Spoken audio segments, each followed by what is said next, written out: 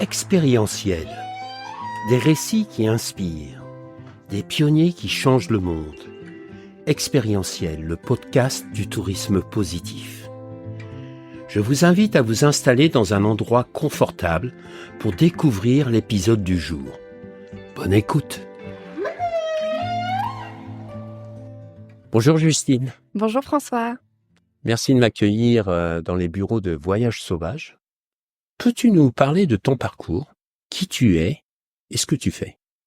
Alors, pour commencer, je suis Justine Frédéric. Je suis consultante en écotourisme animalier. J'accompagne principalement les professionnels du tourisme à intégrer dans les offres le bien-être animal et la préservation de la biodiversité. Ce fut un long chemin quand même pour venir jusqu'ici. Tout d'abord, quand j'étais toute petite, je voulais être vétérinaire, donc rien à voir avec le monde du tourisme, parce que je voulais aider les animaux, les soigner, etc. La vie en a fait autrement. Je me suis un petit peu perdue en chemin, et puis j'ai découvert le tourisme lors d'un voyage aux États-Unis. J'ai beaucoup aimé. Et lors d'une formation en master, donc j'étais plus orientée voyage d'affaires. Et puis avec le Covid, j'ai eu le déclic en fait qui me manquait les animaux, cette passion et cette chose qui m'anime en fait depuis toujours. J'ai fait des recherches, j'ai associé tourisme et animaux, et là j'ai découvert l'ampleur des dégâts, si je peux dire, vraiment toute cette maltraitance, cette exploitation, et j'étais un peu révoltée. Je me suis dit c'est pas possible, comment on peut faire ça aujourd'hui, il y a personne qui fait rien. Enfin vraiment j'étais révoltée, et je me suis dit bon ok, j'ai trouvé ma voie, je vais m'engager là-dedans, parce que aujourd'hui le tourisme doit aider, surtout qu'on parle beaucoup de tourisme durable, mais pas des animaux. Et donc j'ai commencé à parler de cette thématique à l'école, faire mon mémoire dessus. Ça a pris de l'ampleur parce que j'ai d'autres étudiants à la suite qui m'ont contacté. Et j'ai eu la chance sur mon chemin de rencontrer Aurélie. Et depuis, on s'est jamais quitté dans notre combat, parce qu'on a vraiment cette même valeur de protéger les animaux et de lutter contre la maltraitance animale. Et d'où vient cette sensibilité justement pour les animaux ? Je pense que je suis née avec. Ouais. Je pense que je suis née avec parce que mon frère et ma sœur, enfin, on a le même âge, et ils sont pas cette sensibilité-là aussi fort que moi. Donc, je pense que il y a une partie qui doit être vraiment innée. Et puis après, j'ai grandi avec les chevaux autour de moi, et j'ai adoré passer ma vie au centre équestre. C'est là-bas où je me sentais le mieux. Et puis de fil en aiguille, dès qu'on avait des amis qui avaient des animaux, j'allais avec les animaux et pas du tout avec les gens. Enfin, bref, c'est vraiment depuis petite où j'ai cette On a sensibilité. quelques points communs. Hein. Ouais. Moi aussi, j'ai été élevé avec des animaux, des chevaux. Et c'est vrai qu'il y a une relation avec les animaux qui est quand même assez touchante. Dernièrement, j'ai appris que un cheval, plus ou moins à moins de 5 mètres, arrive à ressentir dans quel état d'esprit tu es. C'est vrai. Et ça m'a rappelé une histoire. Quand j'étais gamin, je montais à cheval et puis ma mère a voulu me suivre. Et elle était dans un box et elle n'arrivait pas à mettre la selle sur le cheval. Parce qu'à chaque fois qu'elle rentrait dans le box, le cheval lui montrait ses fesses. Et elle m'appelle et elle me dit viens m'aider. Et je prends la selle et je rentre. Et je dis tu lui fais une caresse sur la fesse et puis tu rentres, etc. Mais le cheval ressentait ses émotions et qu'elle avait peur. Et donc le cheval s'amusait. Il lui montrait les fesses et il savait tiens, si je lui montre les fesses, je sais qu'elle va se mettre en arrière et qu'elle va pas venir. Et c'était assez marrant de voir comment les animaux peuvent jouer avec nous. Puis il y a aussi un autre phénomène, je trouve, avec les animaux, c'est quelle que soit leur réaction ou leurs actions, je veux dire, c'est sincère. Ah, ils trichent pas, les animaux. Ah, ça triche pas, Non. hein.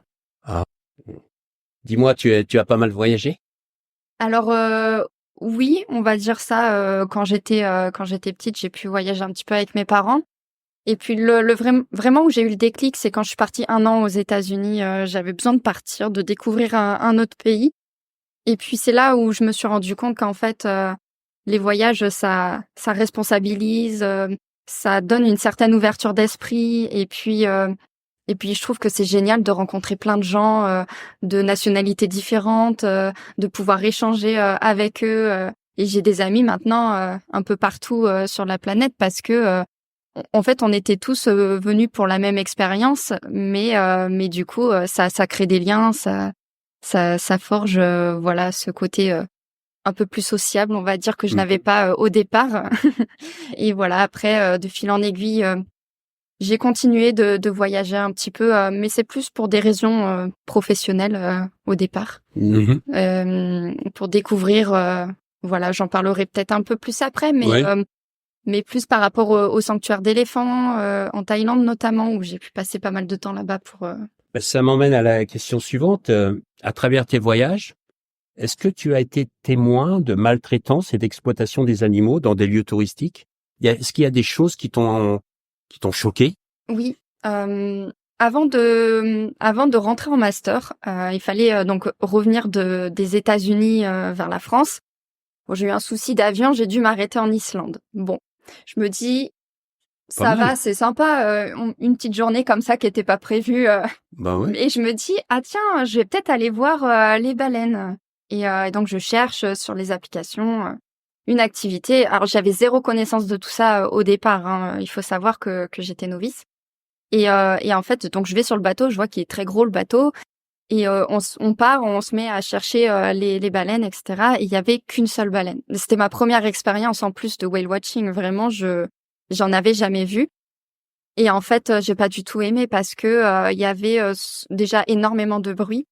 Une seule baleine, 3 bateaux énormes autour et qui la pourchassaient. Et en fait, c'est là où je me suis rendu compte qu'il y avait vraiment un problème dans le tourisme. Et puis après, bah forcément en Thaïlande avec les éléphants, on voit de tout, hein, que ce soit pour des balades à dos d'éléphants, on voit une maltraitance. Les éléphants qui attendent sur le côté, enfin, on voit qu'ils sont pas bien parce que les éléphants, ils trichent encore moins. On voit tout dans leurs yeux, on voit tout dans leur comportement. Et pareil, quand on se dit ah bah je vais faire peut-être une activité avec le bain avec les éléphants, et en fait, bon, moi j'y suis allée pour voir comment c'était fait parce que j'avais besoin de savoir. J'ai pas nagé avec eux parce que je sais les problèmes qu'il y a derrière, mais je voyais comment ils se comportaient avec les éléphants. C'était un jouet, quoi. C'était même plus un animal, c'était un objet, quoi. Donc Mmh. et quand on prend pas en compte vraiment le comportement naturel des animaux, c'est là où on a un problème derrière, où on engendre en fait de la maltraitance quelque part. Et c'est vrai qu'on voit les éléphants, ils ont pas envie, quoi, d'être tout le temps avec les touristes, etc. Donc c'est une forme de maltraitance, et c'est dérangeant. C'est vraiment dérangeant quand on le vit. Alors les 2 activités que tu nommes, moi je les ai faites. Heu et c'est vrai que quand on est touriste, bah, on est excité. Mm. OK? On est tellement content de pouvoir vivre une expérience incroyable parce que notre intention elle est positive.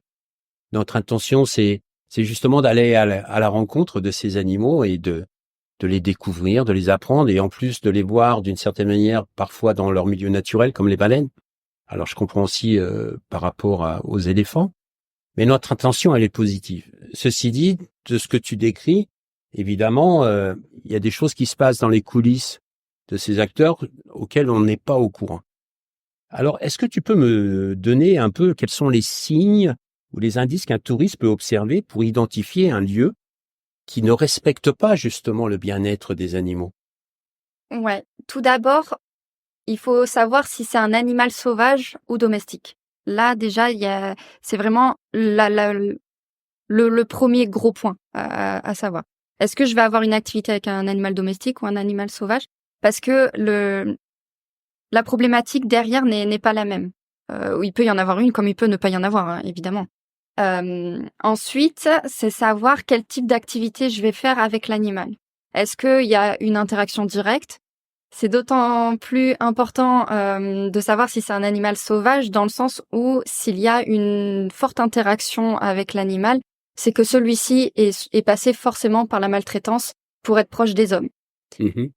En revanche, si on a une activité où on garde plus les distances, où on est plus sur de l'observation, bien sûr, il y a des règles à respecter derrière, mais là, ça engendre moins de problématiques que si on était dans l'interaction directe, ou des fois pas du tout de problématiques. Tout dépend comment c'est fait en fait derrière. Mais vraiment, là où il faut se poser des questions, c'est est-ce que c'est un animal sauvage ou pas, et de quelle manière c'est fait derrière. Alors, je peux comprendre par rapport aux animaux qui ont été domestiqués. Par rapport aux animaux sauvages, pour les baleines, c'est assez facile, on est en mer, Ouais. etc. Et je comprends des règles dont tu mentionnes d'observation, des obligations selon les destinations aussi, où on ne peut pas s'approcher à tir d'une certaine distance des animaux. Il y a un respect à avoir. Ceci dit, il y a la notion de sanctuaire. Et les sanctuaires, il y en a qui sont officiels, puis il y en a qui s'appellent sanctuaires. Comment nous, on peut faire la différence? Alors c'est pas évident, c'est vrai, parce qu'on se dit oh je vais dans un sanctuaire, je vais faire quelque chose de bien, etc. D'abord, un vrai sanctuaire ne va pas proposer d'interaction avec les gens. Les animaux ont été sauvés de la maltraitance, et voilà, ils essayent d'avoir une nouvelle vie dans le sanctuaire. On connaît leur histoire, c'est important de savoir d'où ils viennent, pourquoi ils sont là et qu'est-ce qu'ils vont faire dans ce sanctuaire. Un vrai sanctuaire n'a pas de but lucratif derrière. Tout doit être pour l'animal, pour les gens qui s'en occupent, évidemment, parce qu'il faut des soigneurs. Et l'activité qui est proposée en elle-même, si j'ai un sanctuaire qui me dit je vais avoir une interaction directe avec l'animal, c'est pas un vrai sanctuaire. Après, tout dépend des animaux là aussi. Mais si j'ai un animal sauvage en face de moi, je suis sur de l'observation parce qu'il a eu un passé traumatisant et que aujourd'hui il a besoin de se focaliser sur lui-même, de retrouver un semblant de liberté et de retrouver sa vie d'animal. Et je rebondis sur ce que tu as dit tout à l'heure par rapport aux touristes qui sont dans l'euphorie en fait d'être avec les animaux, etc. Parce qu'aujourd'hui, on vit dans une société où tout est acquis, où tout, si je veux quelque chose, je l'ai. En fait, il faut se dire, parce que le milieu naturel, c'est un autre monde. Hein, il y a des règles à respecter. Sinon, après, ça engendre des conséquences qui sont assez dramatiques. Mais en fait, c'est se positionner en tant qu'humain et de se dire quelle est ma place aujourd'hui dans ce monde-là. Est-ce que je veux consommer, ou est-ce que j'ai envie de vivre une expérience qui est magique, qui va me transformer derrière, en fait. Donc du coup, c'est là où on va se positionner, on va se dire OK, j'ai envie d'aller voir les animaux, peut-être que je les verrai, peut-être que je les verrai pas. Et c'est la surprise quelque part et aujourd'hui, on se laisse même plus surprendre parce que on a envie de faire tel truc, je le fais, etc. Enfin, il faut qu'on change un peu notre posture et nos attentes. Quand on va dans un environnement complètement sauvage et naturel, j'aime bien l'idée de surprise. On peut voir, on va peut-être pouvoir observer un animal dans son quotidien, dans sa vie de tous les jours, comme on peut ne pas l'observer pour diverses raisons, et des raisons qu'on peut comprendre et d'autres qu'on n'a pas aucune connaissance. C'est ça. Et quand je t'écoute, ça m'a replongé dans les années où j'étais aux Maldives et avec un copain, on allait toujours nager. Et puis un jour, on est tombé sur 2 grands dauphins communs. Et on est attirés par tout ce qui est cétacés et donc on a voulu se rapprocher d'eux. Et ce qui était intéressant, c'est que les 2 dauphins, il y en avait un qui au lieu d'être horizontal, s'est mis à la verticale et s'est rapproché de nous. Et il avait un langage corporel qui n'était pas forcément accueillant. Et donc, plusieurs fois, on a essayé de s'approcher et plusieurs fois, vraiment, il s'est rapproché de nous, etc. Après, j'ai fait des recherches et j'ai parlé avec des scientifiques. Probablement, il était il était en train de draguer. Et il voulait pas être dérangé. Et puis, ce qui était intéressant aussi, c'est ce langage corporel. Et j'ai appris que les attaques de dauphins sur l'être humain sont plus importantes que les attaques de requins sur l'être humain. Et pourquoi? Par rapport à l'image que nous avons. C'est-à-dire que le dauphin, c'est flipper, c'est un animal super intelligent, gentil, très proche de l'homme, etc. Et donc, on le considère systématiquement comme un ami. Mais nos amis, quand on frappe à leur porte et qu'ils veulent pas être dérangés, ils nous le font savoir. Les animaux, c'est exactement pareil. Quand on va dans leur milieu naturel, il y a des moments où ils sont prêts à nous recevoir et il y a des moments où ils ne sont pas prêts à nous recevoir. Comment on va pouvoir changer un peu les mentalités, aussi bien des touristes que des professionnels du tourisme, dans le sens où le professionnel du tourisme aussi, il vient avec en garantissant une expérience. Mais cette expérience, comme tu dis, il y a le phénomène de surprise et on a du mal dans notre société aujourd'hui d'être surpris. Aujourd'hui, on ne connaît plus les animaux. On sait à quoi ils ressemblent, parfois physiquement, parfois on sait même pas. Le voyage, comme tu disais, le mieux c'est d'être avec un guide ou avec des scientifiques parce que eux, ils vont nous dire, ils vont décoder le comportement des animaux. Ils vont nous dire là, c'est pas OK. Là, c'est OK, on peut y aller. Mais en fait, c'est savoir poser des limites quelque part. Et les animaux nous apprennent ça, nous apprennent à nous donner des limites et de pas dépasser ces limites-là. Et c'est ça qui est intéressant avec les voyageurs et le monde du tourisme, enfin les acteurs du tourisme, c'est que eux aussi, ils doivent apprendre à connaître les animaux. les acteurs du tourisme ne se sentent peut-être pas forcément concernés parce qu'ils se disent oh c'est juste des animaux. Parfois on n'a pas ce même lien avec d'autres humains. Est-ce qu'ils sont pas concernés ou ils n'ont pas la connaissance? Les deux, j'allais y revenir justement, c'est que comme ils n'ont pas la connaissance, ils vont pas forcément se sentir concernés parce qu'ils vont pas créer de lien en fait avec le monde animal quelque part.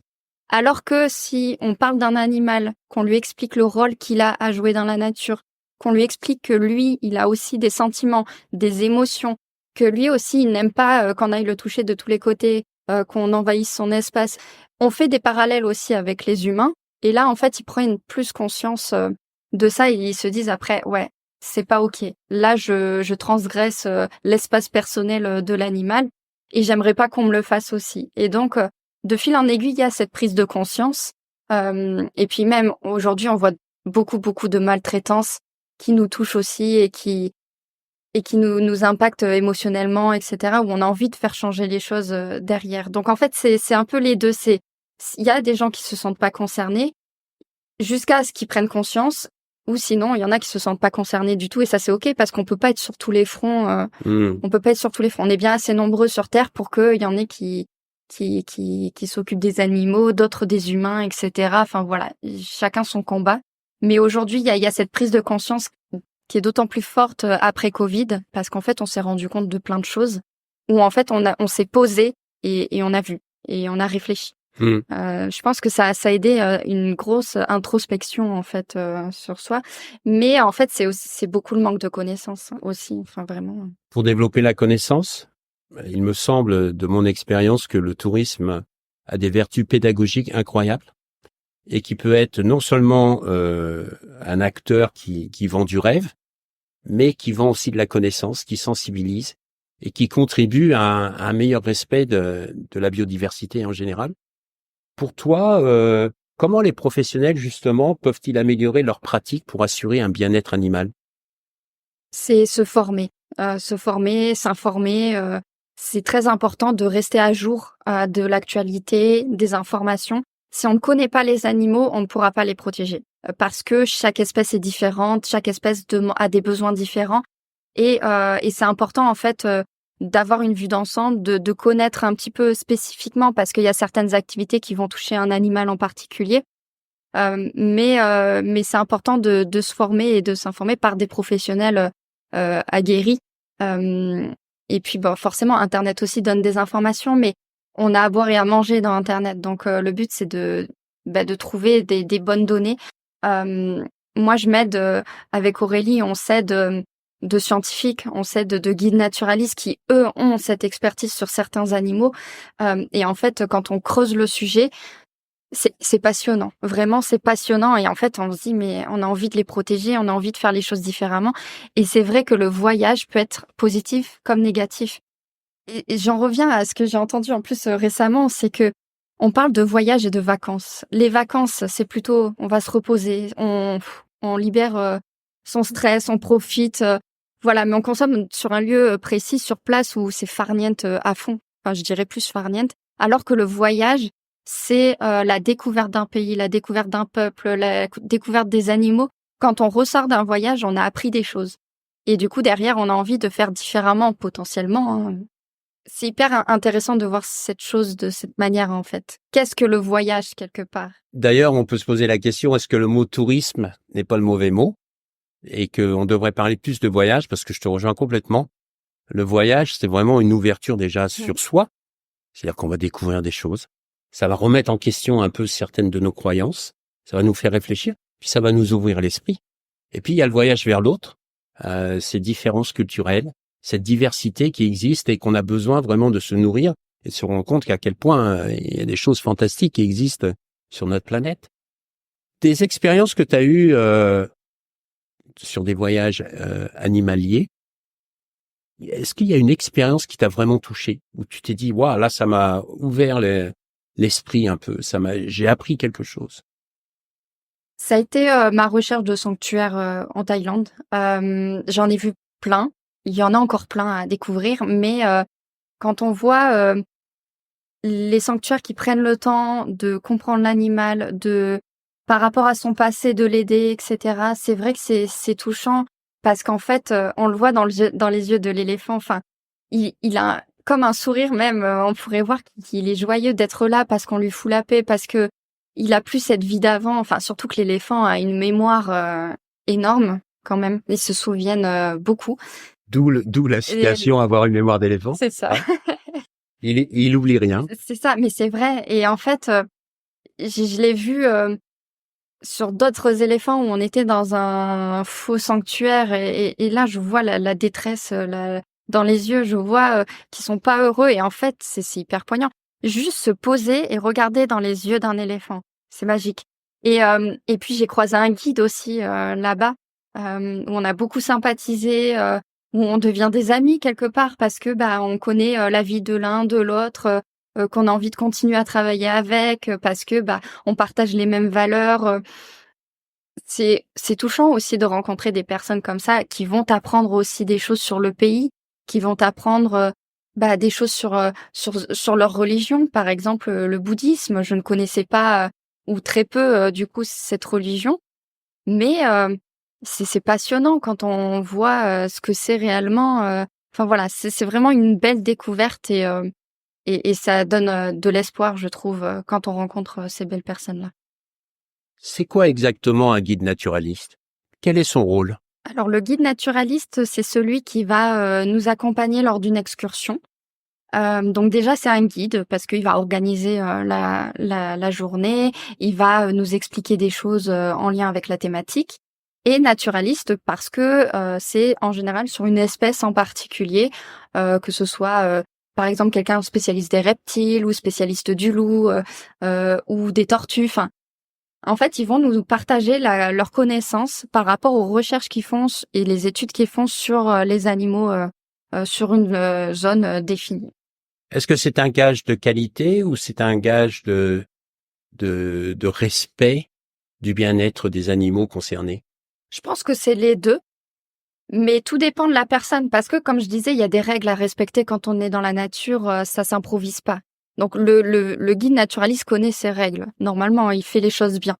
Et donc c'est lui qui va nous apprendre les règles. Il va nous faire prendre conscience qu'on a un impact dans la nature, qu'il faut faire attention à tout un tas de petites choses. Et en plus de ça, il va nous donner des informations sur l'animal en question, même sur l'environnement autour parce que ils se sont intéressés. Mais oui, c'est un gage de qualité et par rapport au bien-être animal, ils sont censés. Je dis bien censés parce que il y a de tout là aussi en termes de guide naturaliste. Aujourd'hui, tes activités professionnelles, elles sont quoi exactement? Mes activités professionnelles aujourd'hui, c'est donc les formations auprès d'agences de voyage avec Aurélie ou des agences réceptives, donc des agences à destination. Le but, c'est de créer un parallèle entre ces deux mondes qui soient aussi sur la même longueur d'onde, qu'ils aient les mêmes informations pour pouvoir travailler ensemble. Je travaille aussi donc avec Aurélie chez Voyage Sauvage pour certaines productions plus portées sur l'Asie.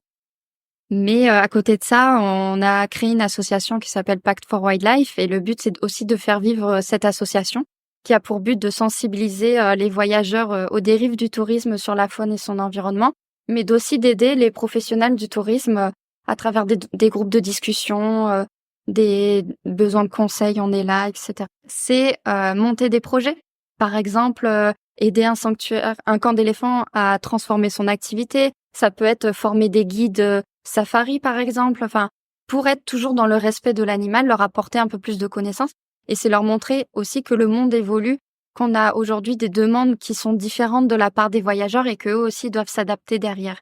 Mais le but, c'est pas de les lâcher complètement, c'est de les aider à suivre cette évolution, être autonomes et continuer leur activité après derrière pour éviter de tout perdre. Quand tu fais des formations justement sur le bien-être animal auprès de professionnels du tourisme, quelle est leur réaction après ces formations? Est-ce qu'ils observent une transformation, un changement de posture? Oui, parce que au départ, bon, ils ont aucune idée de ce qu'ils vont avoir, donc ça laisse un petit peu la surprise quelque part. Il n'y a pas d'attente particulière. C'est un processus aussi, ces formations. On passe par plusieurs émotions. Il faut laisser le temps de d'assimiler les informations aussi, de vivre les émotions, etc. Et à la fin, en fait, ils sont convaincus parce que on a des exemples concrets, on a des solutions. C'est pas juste, voilà, il y a telle problématique et je fais rien derrière, vous vous débrouillez. Non, c'est que derrière, il y a des solutions. Et en fait, quand on apporte des solutions aux gens, ils sont tout de suite plus enclins à avancer et à vouloir s'engager dans cette thématique-là. Comme tu disais tout à l'heure, il y a une énorme méconnaissance par rapport à cette thématique-là, et donc ils préfèrent ne rien faire ou continuer à faire ce qu'ils font d'habitude parce que ils savent pas. Et ils ont besoin d'être accompagnés à ce niveau-là. Et à la fin, ils sont super contents parce que ils voient que leur métier est extrêmement important pour ça et que c'est pas juste de la revente de voyage ou créer un itinéraire lambda entre guillemets.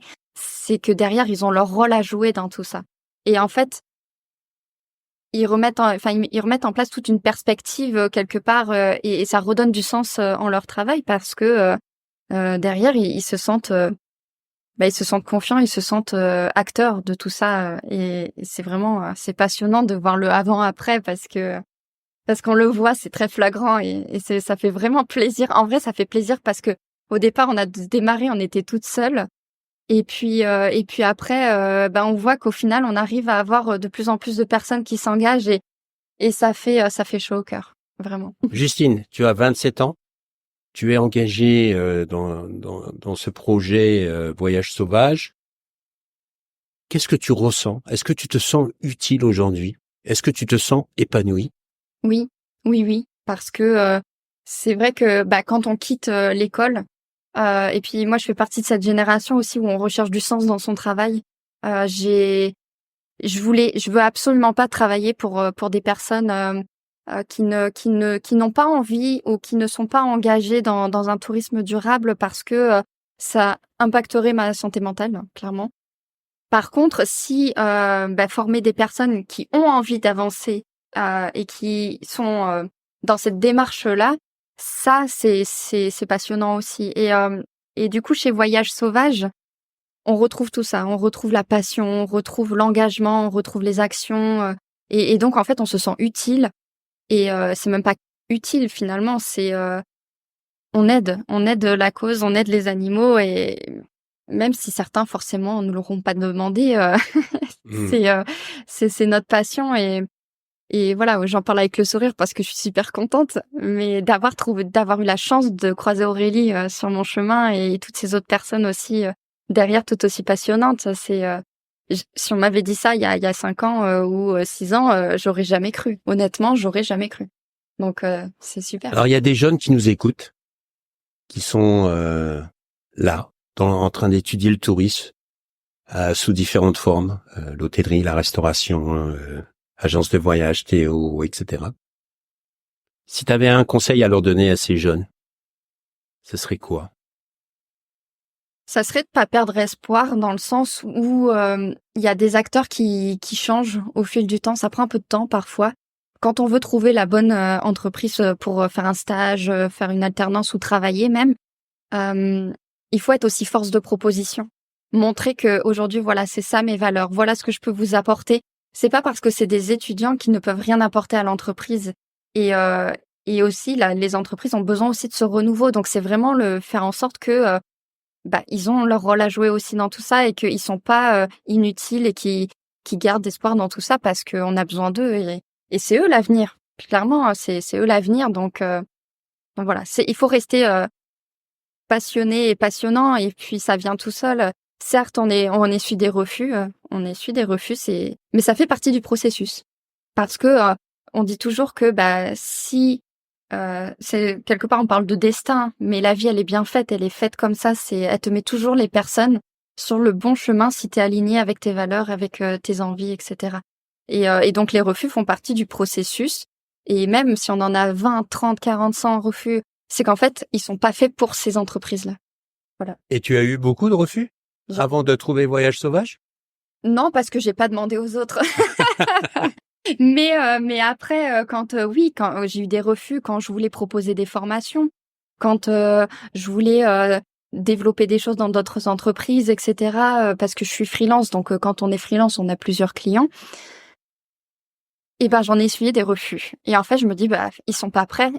Ou peut-être qu'ils seront jamais prêts, ou peut-être qu'ils ont pas envie, tout simplement. Et c'est OK. C'est OK de vivre avec ça. Certes, c'est rageant au début de dire, purée, franchement, ils auraient pu, ils savent pas ce qu'ils perdent, entre guillemets. C'est un peu mégalo de dire ça, mais c'est quand on voit la portée, la puissance, en fait, de la préservation animale et de la biodiversité qu'en fait, on se dit, mince, ils ratent quelque chose quand même, c'est dommage. Mais ça fait partie du process et c'est comme ça, quoi. Donc, mais aujourd'hui, il y a des gens qui acceptent et puis on voit que de fil en aiguille, ça fait boule de neige et il y a plus qu'à continuer, quoi. Super. Voilà. Bah, merci beaucoup, Justine. Et puis continue, une belle source d'inspiration et continue à défendre le bien-être animal. Merci beaucoup pour l'invitation. À très bientôt. À bientôt. Nous espérons que cet épisode vous a été enrichissant et que nous avons pu semer des graines d'inspiration et d'action pour vous accompagner dans votre démarche vers un tourisme à impact positif. Pour continuer l'aventure expérientielle, nous avons besoin de votre soutien. C'est très facile. En laissant une note positive sur notre podcast, en partageant sur votre réseau ou en faisant un don sur notre page Tipeee. Pour rester au courant de toutes nos dernières actualités, suivez-nous sur notre page expérientielle sur LinkedIn, Instagram ou Facebook. À bientôt sur Expérientiel, le podcast du tourisme positif.